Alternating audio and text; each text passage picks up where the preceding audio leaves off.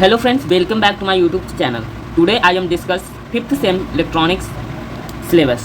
तो आज की इस वीडियो में हम लोग 5th सेम इलेक्ट्रॉनिक्स के में कौन कौन से सब्जेक्ट को पढ़ना है और किस तरह से पढ़ना है इसको डिस्कस करेंगे। ठीक है, तो 5th सेम इलेक्ट्रॉनिक्स में हमारा मेनली 5 पेपर्स इसमें भी पढ़ना है। पहला है एम्बेडेड सिस्टम, दूसरा है मोबाइल एंड वायरलेस कम्युनिकेशन, तीसरा है इंडस्ट्रियल ऑटोमेशन एंड फोर्थ हमारा है माइक्रोवेव एंड रडार। और एक इलेक्टिव पेपर होता है जो हमारा COE हो सकता है। यहाँ इलेक्टिव पेपर में ये सब में से कोई एक भी हमारे कॉलेज से द्वारा चूज किया जाएगा। ठीक है ना, तो ये है जैसे कि यहाँ रिन्यूएबल एनर्जी टेक्नोलॉजी हो गया, आर्टिफिशियल इंटेलिजेंस AI हो गया, इंटरनेट ऑफ थिंग्स बेसिक है, IoT है ना, internet of things, drone technology हो गया, 3D पेंटिंग हो गया, इंडस्ट्रियल ऑटोमेशन बेसिक, ये सब इलेक्ट्रिकल व्हीकल और रोबोटिक्स, ये सब ओपन इलेक्टिव पेपर के अंतर्गत आते हैं जो कॉलेज के द्वारा चूज किया जाएगा। ठीक है, तो ये सब हैं हमारे मेन थ्योरी पेपर। ठीक है, और प्रैक्टिकल में हमको क्या क्या करना होगा, तो प्रैक्टिकल के लिए एम्बेडेड सिस्टम का लैब होगा, मोबाइल एंड वायरलेस कम्युनिकेशन का लैब है, इलेक्टिव पेपर का भी, जैसे कि हमारा इलेक्टिव पेपर मानिए इंटरनेट ऑफ थिंग्स IoT हमारे कॉलेज का है, तो वहाँ का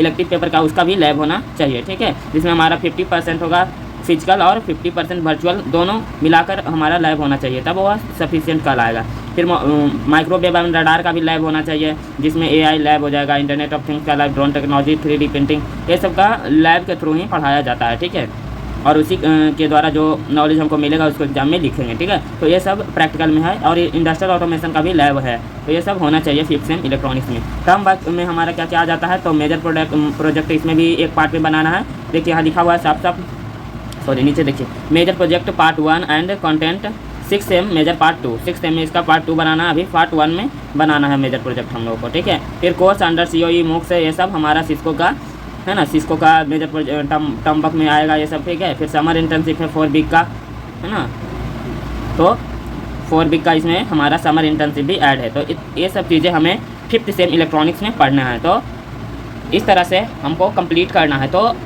हम इसका थ्योरी पेपर को कंप्लीट करने के लिए 1 by 1 करके हर सब्जेक्ट का वीडियो हम आपके इस चैनल पर अपलोड करेंगे, तो उसको ज़रूर देखिएगा ताकि आपको कोई भी परेशानी ना हो। ठीक है, एग्ज़ाम में। तो इसमें जो हमारा मेन एक 5 पेपर है उसमें माइक्रोवेव एंड रडार बहुत ही इंपॉर्टेंट सब्जेक्ट है हमारे JEE और अदर एग्ज़ाम के पॉइंट ऑफ व्यू से। ठीक है, तो हम सबसे पहले माइक्रोवेव एंड रडार को ही इसमें स्टार्ट करेंगे, बाकी सभी सब्जेक्ट को साथ साथ थोड़ा थोड़ा लेके आगे चलेंगे। तो ये वीडियो बनाने का हमारा मकसद यही था कि आपको सिलेबस के बारे में इंट्रोड्यूस कराना है कि इस सिलेबस में क्या क्या दिया गया है और कैसे कैसे मार्क्स भी देता है, ये भी समझ लीजिए। थोड़ा सा ये समझा देते हैं कि एम्बेडेड सिस्टम में देखिए यहाँ सब्जेक्ट कोड लिखा हुआ है, पर पीरियड वीक कितना होना चाहिए, कि एम्बेडेड सिस्टम का कितना वीक होना चाहिए, 3 होना चाहिए ना, एक वीक में 3 क्लास तो होना चाहिए। आवर भी एग्जाम का कितना है, तो 3 सबका ही 3 घंटा मिलता है हमको, है ना।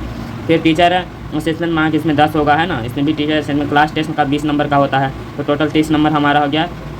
एक्सटर्नल है ना, इंटरनल हो गया 30 नंबर का, और 70 नंबर का हमारा एक्सटर्नल एग्जाम होता है, टोटल 100 मार्क का होगा, जिसमें पासिंग मार्क 28 होता है। ठीक है ना, हाँ, पास मार्क टोटल मिला के कितना होना चाहिए, 40 होना चाहिए, है ना। पास मार्क अंदर सब्जेक्ट में 40 है, ऐसे 70 में हमको 28 लाना है, उधर से लाना है क्लास टेस्ट में, तो दोनों को जोड़ के कम से कम 40 होना चाहिए। ओके, तो ये है। ठीक है, तो ये सब सभी सब्जेक्ट के लिए लागू होता है। तो आई होप आपको ये समझ में आया होगा कि कौन कौन से पेपर हमको पढ़ना है और कौन कौन से प्रैक्टिकल करने हैं और कौन कौन से टर्म वर्क हमें 5th सेम इलेक्ट्रॉनिक्स में करना है। तो नेक्स्ट डे से हम माइक्रोवेव रडार बाकी सभी सब्जेक्ट को चालू कर देंगे। ठीक है ना, एक एक करके आप पढ़ने जाइएगा, पार्ट बाई पार्ट हम उसको ख़त्म कर देंगे। ठीक है, सिलेबस भी उसमें क्या क्या पढ़ना है ये हम उसी टाइम इंट्रोड्यूस कराते जाएंगे, पढ़ाते जाएंगे और कराते जाएंगे कि कौन कौन सा पोर्शन कंप्लीट होते जा रहा है। ठीक है, तो आई होप आपको ये वीडियो पसंद आया होगा कि क्या क्या पढ़ना आपको समझ में आ गया होगा।